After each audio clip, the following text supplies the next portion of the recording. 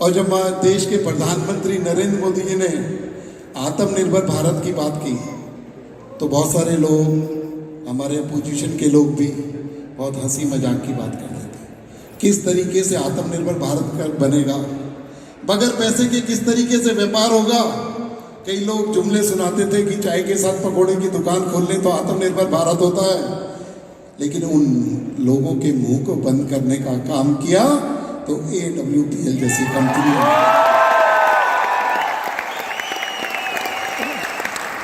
तो मित्रों, आज मैं इस युवा ताकत को, क्योंकि गांव देहात में बैठा, छोटे शहर में बैठा, हमारी माताएं बहनें, हमारे युवा साथी, उनको धीरे धीरे अपनी जरूरत की चीजें खरीदते खरीदते किस तरीके से फाइनेंशियली इंडिपेंडेंट बनाने का काम किया, तो इस डायरेक्ट मार्केटिंग की कंपनी ने की।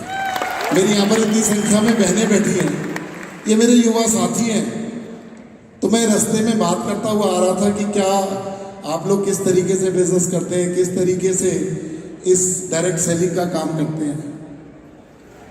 तो अपना प्रोडक्ट बनाकर उसको किस तरीके से मार्केट करते हैं और किस तरीके से, देखिए बहुत सारी इंडस्ट्रीज हैं। मैं इंडस्ट्री मिनिस्टर रहा हूँ हरियाणा के अंदर, मैं इंडस्ट्री मिनिस्टर रहा हूँ, मैं हरियाणा से आता हूँ। तो मैं बहुत सारे इंडस्ट्रियल प्लेटफॉर्म के अंदर भी गया। लोग इंडस्ट्रीज चलाते हैं, अपने 200-400 लोगों को रोजगार देकर लोगों को अपने साथ बढ़ाने का काम करते हैं और प्रॉफिट शेयरिंग का काम एक मैक्सिमम पार्ट खुद अर्न करते हैं। लेकिन यहाँ पर AWPL जैसी कंपनियां जो कि हर प्रोडक्ट पे अपना नया पार्टनर बनाने का काम करती है, जो मैंने ये सिस्टम, इतनी बड़ी बात है कि अपना हर पीस, हर प्रोडक्ट बेचने के साथ साथ उसको हम अपने साथियों के साथ, हमारी युवा पीढ़ी के साथ उसके प्रॉफिट को साझा करने का काम। तो मित्रों, यहाँ आज मुझे बुलाया, मुझे बड़ा अच्छा लगा आप लोगों के साथ रहकर, किस तरीके से रोजमर्रा की जिंदगी से अपने सपनों को पूरा करने का, सपनों को सजोने का जो काम हम लोगों ने किया, उनको पूरा करने का काम ये डायरेक्ट मार्केटिंग का काम जो है सेलिंग कंपनी से कर। तो मैं तो कहता हूं कि सपनों को साकार करने का काम भी, संजीव भाई ने बताया कि 20 लाख लोग इस कंपनी से जुड़े हुए हैं। तो मैं धन्यवाद दूंगा कि 20 लाख लोगों को, और यहां पर आपने मुझे बुलाया, मैं इस पूरे एपिसोड को, क्योंकि मैं रास्ते से सुनता आ रहा था और यहां आकर मैं अपनी आंखों से देख रहा हूं, इसको मैं बिल्कुल क्रमबद्ध तरीके से लिखकर मैं माननीय नरेंद्र मोदी जी के पास भेजूंगा। और एक दिन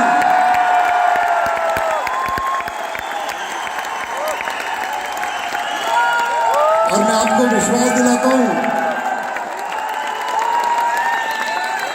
कि एक दिन इसी मंच पर आप लोगों के साथ देश के प्रधानमंत्री होंगे और कहेंगे कि मेरे सपनों को पूरा करने का काम इन्होंने किया, इन्होंने समर्थ भारत, इन्होंने आत्मनिर्भर भारत बनाने का काम किया।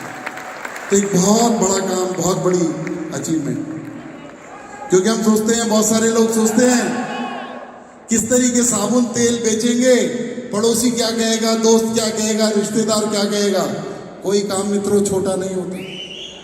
मैं भी यहाँ पर पहुंचा हूं, अपनी जिंदगी के अंदर हमने बहुत संघर्ष किए हैं। और मैं हरियाणा से आता हूं, जहां भगवान श्री कृष्ण ने गीता का उपदेश दिया था। भगवान श्री कृष्ण को 16 कला अवतारी कहते हैं। 16 कलाओं के अंदर एक कला धनोपार्जन करना भी है। इतने अच्छे तरीके से धनोपार्जन करने का सिस्टम मैंने पहली बार देखा है।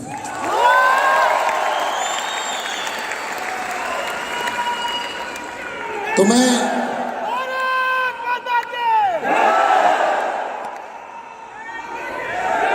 आप लोगों को अपने जीवन से जुड़ा हुआ किस तरीके से ये सोच, क्योंकि हम लोग नए नए बच्चों के, नई नई महिलाओं के और नए नए युवाओं के सपनों को साकार, जो उनकी सोच होती है, उनको एक धनोपार्जन का सिस्टम देकर उनके सपनों को पूरा करने का काम करते हैं।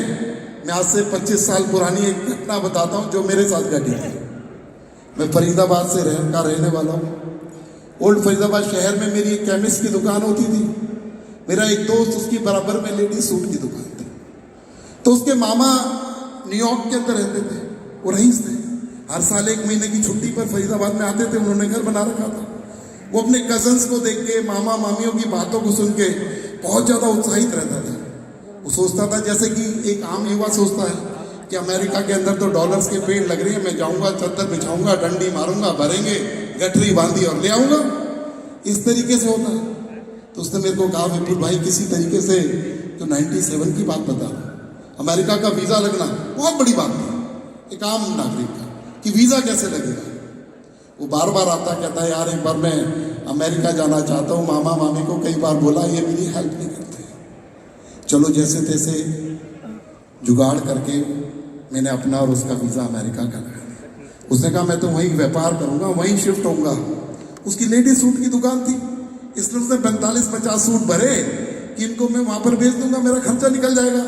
अगर ये ठीक काम जमा तो यहाँ से मंगाता रहूंगा और बेचता रहूंगा। हम लोग वहां पर चले गए, मैं तो घूमने के लिए गया था, मेरा कोई ऐसा मोटो नहीं था।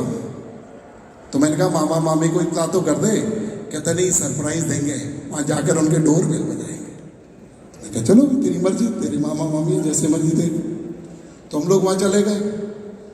तो वो अपने मामा के यहाँ जाकर उन्होंने जॉन एफ कैनेडी एयरपोर्ट से बाहर से फोन किया कि एड्रेस कैसा है, ठीक है नहीं ठीक है, उनका पूछ ले।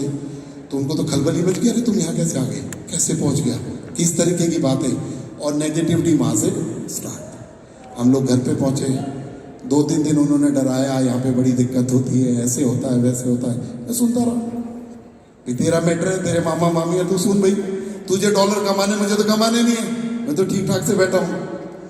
उसने सूट दिखाए और उसकी मामी ने हेल्प करने की बजाय जो उसमें सबसे महंगा सूट था संजीव जी, वो परचेज अपने लिए रख लिया कि ये तो मेरे लिए गिफ्ट है। उसका बड़ा दिल ऐसे से हुआ। और 2-3 दिन बाद उन्होंने पूछा, अभी यहाँ पे रेट वेट पूछो, तो जो उसकी परचेज थी उससे भी कम उनके रेट्स लगाए सूट्स के। क्या लगा यार ये क्या हो गया, अमेरिका के अंदर हिंदुस्तान से सस्ते, ये कैसे हो सकता है। 3-4 दिन के बाद उसका धैर्य जवाब दे गया। वो रात को मेरे पास आके रोने लग गया, कह रहा भाई मैं तो गरीब सा आदमी हूँ, क्या सोच कर आया था। मैंने कहा रो, कल हम देखते हैं, कोई नहीं। बाजार के अंदर चले गए, वहाँ पर जैक्सन हाइट नाम की एक इंडियन मार्केट है छोटी सी। हम लोग वहाँ गए, घूमे दिन में। एक सरदार जी थे, यूजुअली सरदार लोगों को देखकर दिल में एक पॉजिटिवनेस आती है कि हमारी मदद करेगा। तो हम सरदार जी के पास पहुँचे। मैंने कहा सरदार जी आपकी जनरल स्टोर की दुकान है, आपके बाहर अगर हम कोई स्टॉल लगा ले तो आपको कोई दिक्कत।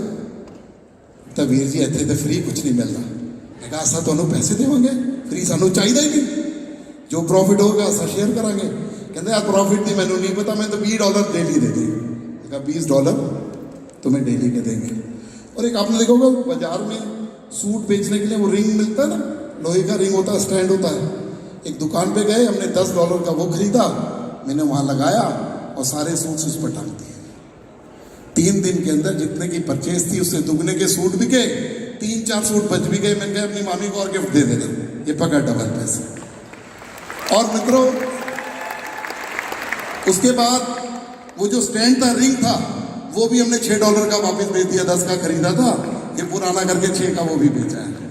तो ये मेरे से जुड़ा हुआ, मैं समझ सकता हूं कि उस परिस्थिति में जब हालात ऐसी हो और कोई होप ऐसी नजर आए, तो आज संजीव भाई ने आप इतने सारे लोगों को वो होप देने का काम किया, वो दिशा देने का काम किया, अपना प्रोडक्ट देने का काम किया, आपको रास्ता बताने का काम किया, आपके सपने पूरे करने का काम किया। आज इकॉनमी के अंदर कितना बड़ा रोल आप सब लोग यहां पर निभा रहे हैं, और एक कलेक्टिव एफर्ट। तो मैं दिल से बहुत ज्यादा खुश हूं। कहने के लिए बहुत सारी बातें हैं, बहुत सारी, क्योंकि संघर्ष में जीवन रहा है। मैं यहाँ तक बहुत सारे जिंदगी के उतार चढ़ाव देखकर भोग कर पहुंचा हूँ। तो इसलिए बड़ा दिल है आप जैसे युवाओं से, जो नए नए सपने और उमंगे लेकर अपने दिल में आते हैं। लेकिन आज शुरुआत है, अगले फिर किसी दिन प्लेटफॉर्म पे मिलेंगे, और ये मैं वादा करता हूँ एक दिन इस प्लेटफॉर्म पर नरेंद्र मोदी जी को बुलाऊंगा, क्योंकि ये देश के को आगे बढ़ाने का काम, और आज जो देश का सपना, हमारे प्रधानमंत्री जी का सपना है कि हमारे युवा, हमारी महिलाएं आत्मनिर्भर हों, उसको आप लोग पूरा करने का काम कर रहे हैं। इसलिए मैं AWPL पूरी टीम, संजीव भाई का, सबका तहे दिल से धन्यवाद करता हूं और आप लोगों को आपके उज्जवल भविष्य के लिए बहुत बहुत शुभकामनाएं देता हूं। और अगली बार जब हम मंच में मिलेंगे, ये कारवां 20 लाख नहीं 40 लाख होना चाहिए। बोलो भारत माता की, भारत माता की।